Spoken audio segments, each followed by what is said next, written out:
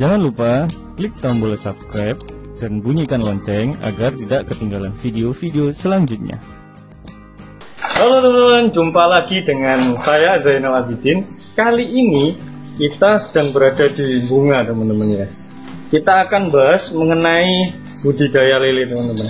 Sudah lihat di belakang kita? Ini.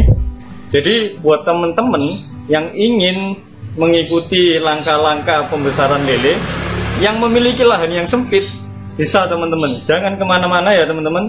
Simak terus video kita kali ini karena kita akan membagi tips dan triknya.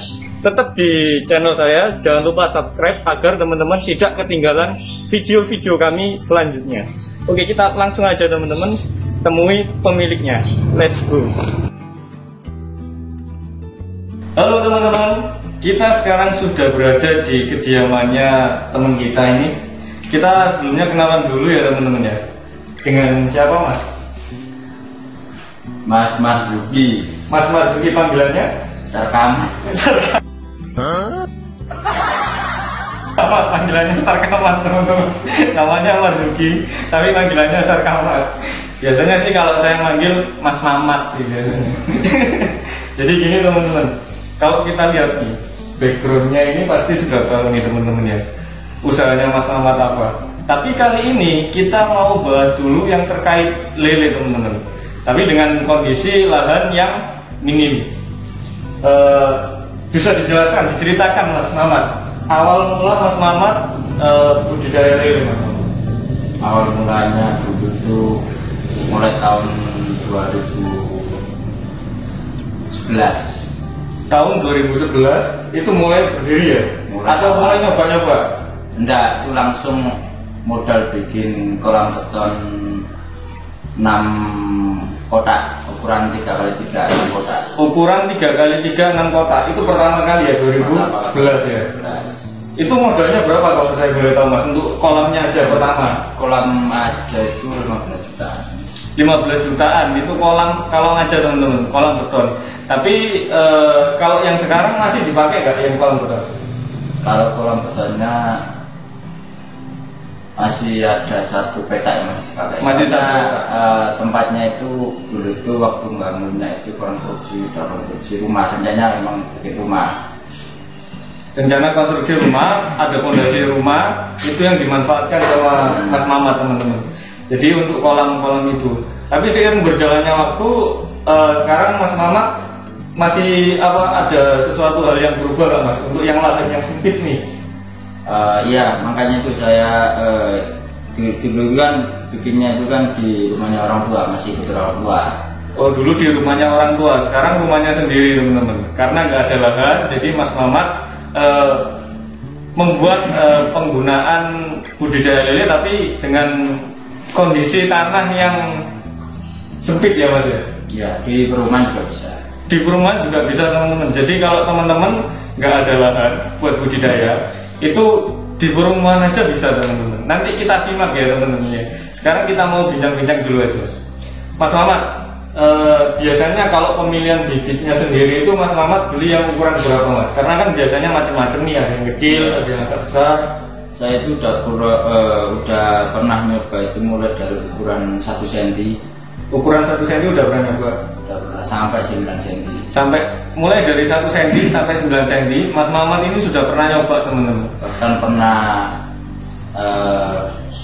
pemijahan sendiri udah pernah. Udah pernah mijah sendiri teman-teman ya. Jadi kalau misalkan pengalamannya sudah banyak nih. Makanya kita akan kupas semua terkait tentang lele teman-teman ya.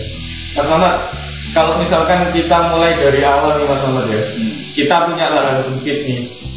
Lahan yang sempit tersebut itu berapa modal yang perlu kita siapkan untuk memulai Mas Mamat? Ya, untuk perhitungan modal awal budidaya lele skala rumahan ini ya. Ya skala rumahan ya teman-teman. Itu minimal itu harus punya dua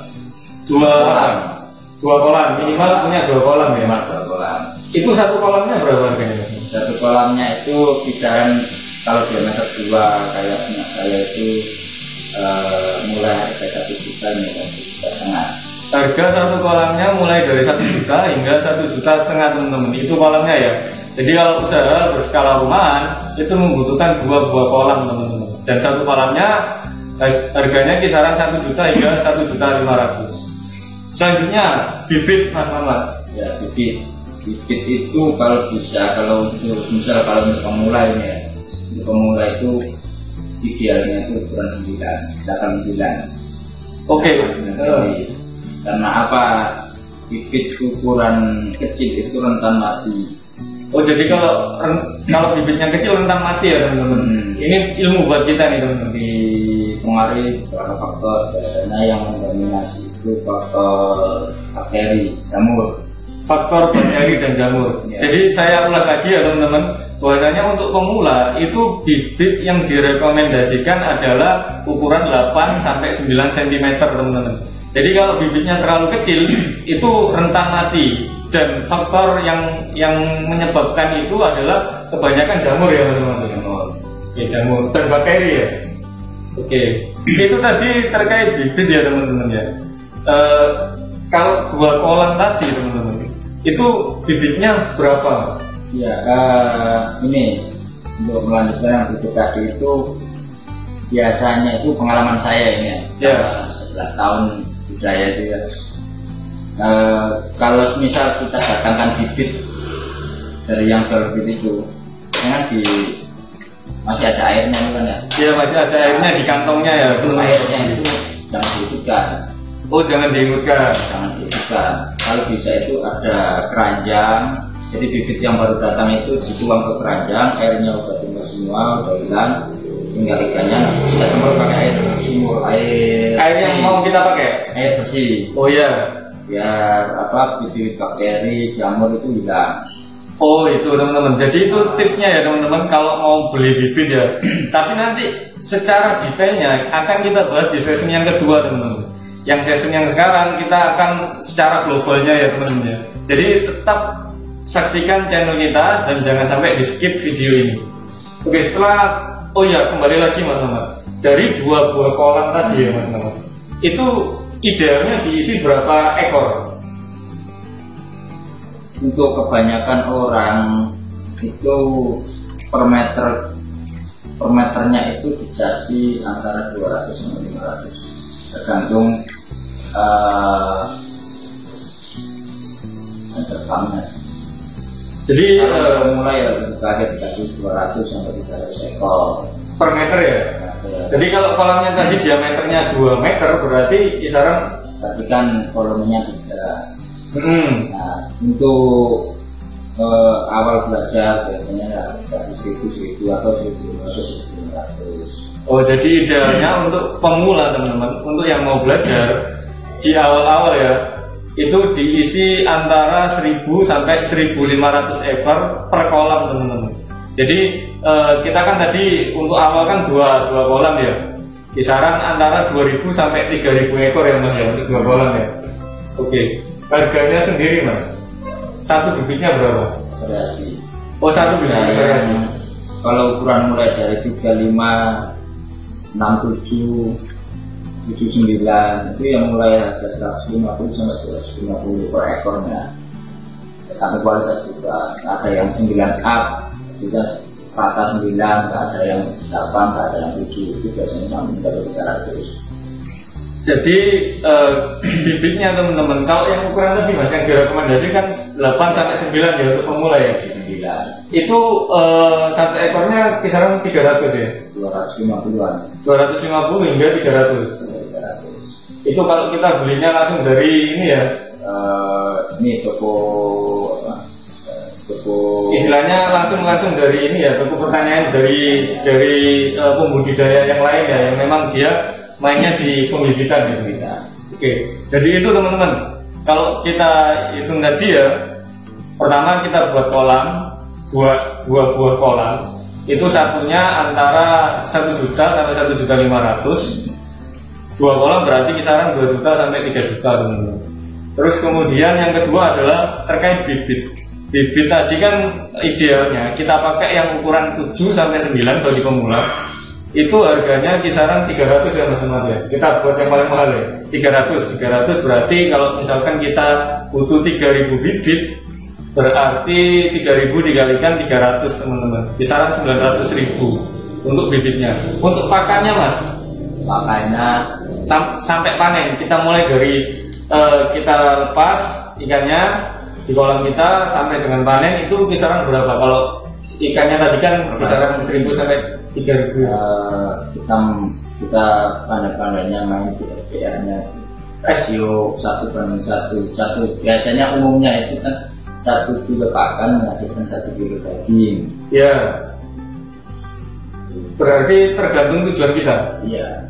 Jadi kalau mau rasio 1 kilogram, misal kalau kita tebar benih ukuran 79 itu biomasa, kita namakan biomasa berat awal bibit itu di lubang itu kita kalikan 5%-nya. Porsi makannya itu 5% per hari. Oh, jadi gitu. 2-3 kali, 4 kali terserah, apa-apa. Oh, jadi itu tadi ya. Untuk pakan berarti nggak bisa kita kira-kira, nggak bisa ya. Jadi kita lihat dari masa ikannya teman-teman. Kalau misalkan masa ikannya misalkan 10 kilo nih awal kan tadi ya. 10 kilo berarti pakannya 5 orang. Kisaran 5 orang berarti setengah hari. Untuk 1 hari bisa dibagi 2 kali atau 3 kali. Oh, jadi itu teman-teman. Jadi nggak bisa dipastikan bahwasanya pakannya itu 1 bulan dalam berapa karena kita harus tahu masa dari lelenya itu teman-teman. Oke, setelah pakan Mas Mamat, ada lagi nggak yang ini nih? Yang penting ya teman-teman ya, penghasilannya nih. Nah itu. Nah kalau penghasilannya gimana Mas Mamat? Sekali panen selama ini saya itu dulu waktu masih di kolam beton itu kita pakai campuran alternatif. Itu keuntungan kita itu 60%. Keuntungannya 60% teman-teman dengan pakan alternatif ya. Nanti kita akan bahas di season kedua terkait pakan alternatif teman-teman. Oke, berarti keuntungannya adalah 60% dari harga produksi ya. Kalau pakai pakan alternatif. Kalau misalkan pakai ini full pelet, konsentrat pelet atau pelet 30%. Jadi keuntungannya 30% ya dari modal ya. Oke. Kesulitannya nih Mas Mamat. Selama budidaya yang pernah Mas Mamat alami nih dari tahun 2011 sampai tahun 2020, berarti 9 tahun teman-teman. Kalau 9 tahun ini udah masternya lah ya. Jadi selama 9 tahun ini yang paling kesulitan yang paling sering dialami apa? Kesulitannya ya waktu awal-awal itu terkait penjualannya. Oh jadi di awal itu penjualannya ya? Terus sebelum itu ya sebelum itu saya itu kan nggak punya nggak ada orang yang tahu. Oh jadi belajar sendiri? Belajar sendiri. Tahu-tahu itu orang tua itu pulang ajar bahwa lembaran kertas print-printan kayak cara budaya lele ya dikasihkan ke saya, terus disuruh nyoba. Awalnya itu tebar benih itu 10.000 ekor. Awal sudah 10.000 ekor nih teman-teman. Pertama kali tebar benih ya.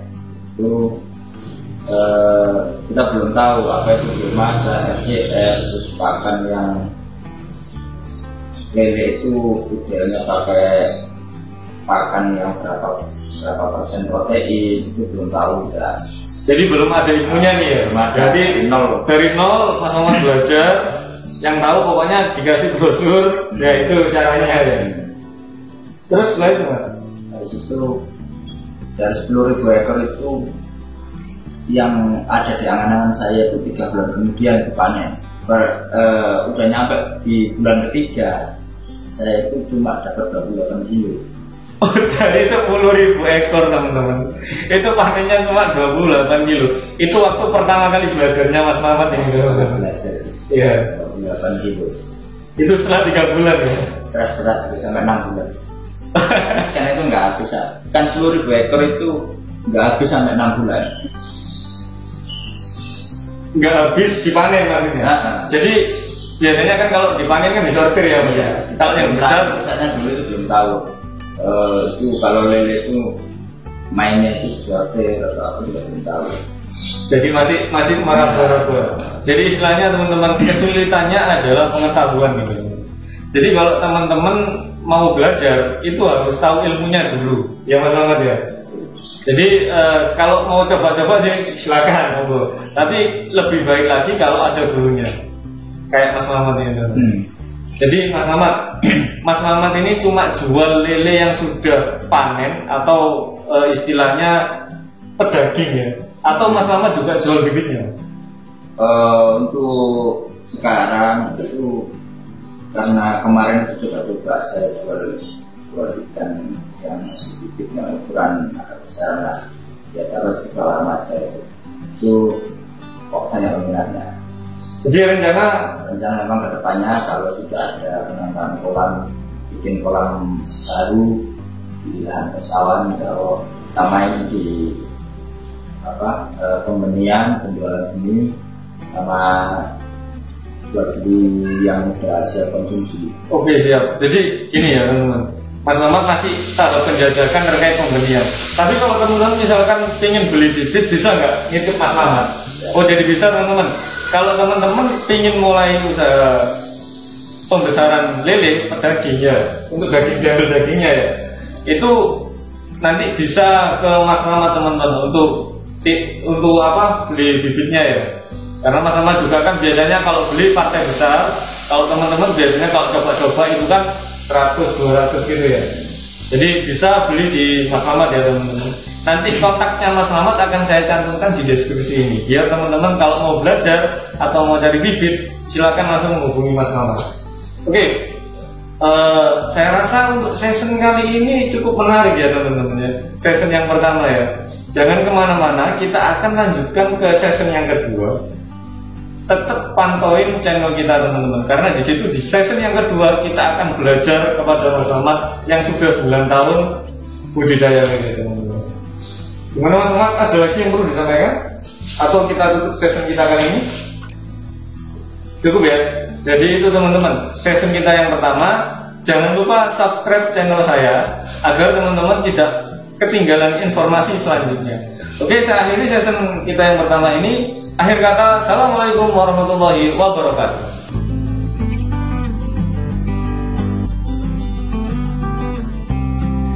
Oh, coba bawa sih latih. Caknya tak ada semua sepapan loh. Iya loh. Ini mau bawa paus gak? Enggak ya? Oke. Mau sono ya pembukaannya ya. Sendok sih. Setelah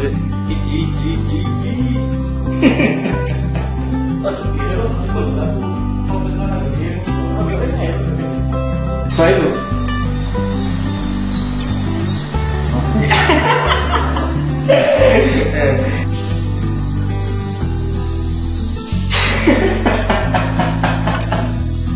aku lagi ngomong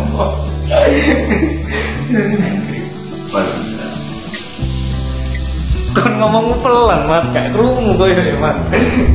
Pelan lah, belum lah.